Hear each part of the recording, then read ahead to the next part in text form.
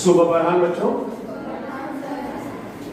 जैसा कि आप सब जानते हैं कि हम इस समय हिंदी पखवाड़ा मना रहे हैं।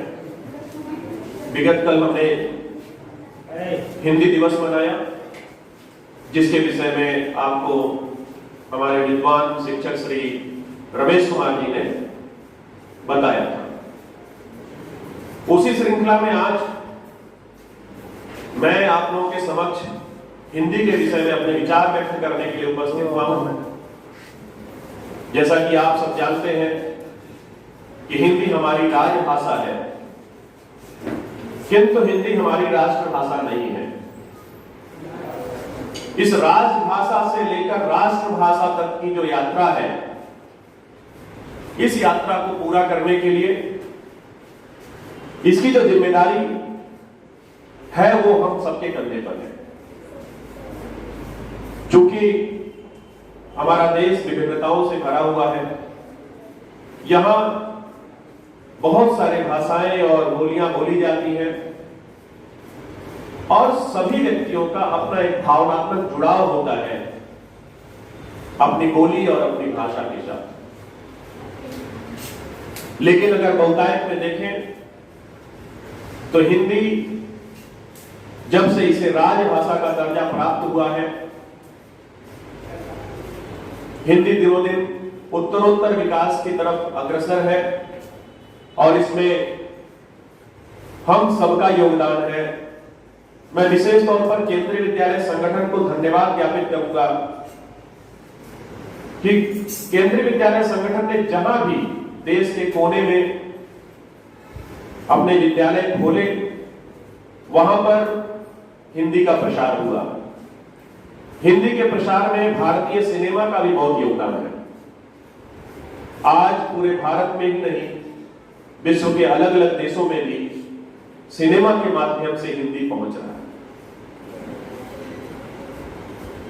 अगर हम सभी चाहते हैं कि हिंदी को और आगे बढ़ाया जाए और हिंदी राजभाषा से लेकर राष्ट्रभाषा का कि इस यात्रा को पूरा करें, तो हमें अपने बोलने लिखने में हिंदी का प्रयोग बहुतायत में करना होगा। अक्सर ये देखने को मिलता है कि हम हिंदी के बजाय अंग्रेजी को अक्सर महत्व देते हैं। क्योंकि अंग्रेजों के समय से ही, औपनिवेशिक काल से ही हमारे देश पर अंग्रेजों का शासन रहा और अंग्रेजी व्यवस्था को धीरे धीरे हमारे देश के लोगों में डाल दिया गया और आज भी देश में अफसरों की भाषा अंग्रेजी ही है। आपने देखा होगा जब कोई किसी के ऊपर अपना रौब जमाने का प्रयास करता है तो वो अपने अंग्रेजी ज्ञान का प्रदर्शन करना शुरू कर देता है और हम हिंदी भाषी उसके सामने खुद को कमतर महसूस करने लगते हैं। लेकिन बच्चों, ऐसा बिल्कुल नहीं है। आपकी भाषा हिंदी एक सक्षम भाषा है और विकासशील भाषा है, यह प्रगतिशील है।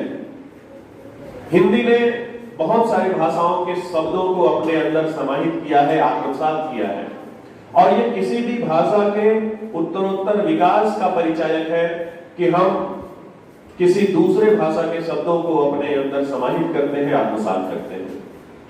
उम्मीद करते हैं कि आप भी जरूर थोड़ा बहुत लिखने का प्रयास करेंगे। आप कविताएं लिखिए, छोटी कहानियां लिखिए, पत्र लिख सकते हैं अपने दोस्तों को। आप कुछ नहीं कर सकते तो आप अपने प्रतिदिन दिनचर्या के बारे में एक डायरी लिखिए हिंदी में और हिंदी के नए शब्दों को सीखने का प्रयास करिए। केंद्रीय विद्यालय के जो विद्यार्थी हैं वो तो वैसे भी सौभाग्यशाली है कि उन्हें हिंदी शिक्षक, संस्कृत शिक्षक मिलते हैं जो उनके मार्गदर्शन के लिए हमेशा प्रस्तुत रहते हैं। तो मैं उम्मीद करूंगा कि आप सब अवश्य अपने बोलचाल में और लेखन में हिंदी का प्रयोग करेंगे, जिससे हिंदी और समृद्ध हो सके, हिंदी का ये वृक्ष पुष्पित और पल्लवित हो सके इसी शुभकामना के साथ मैं अपनी वाणी को विराम देता हूं। धन्यवाद।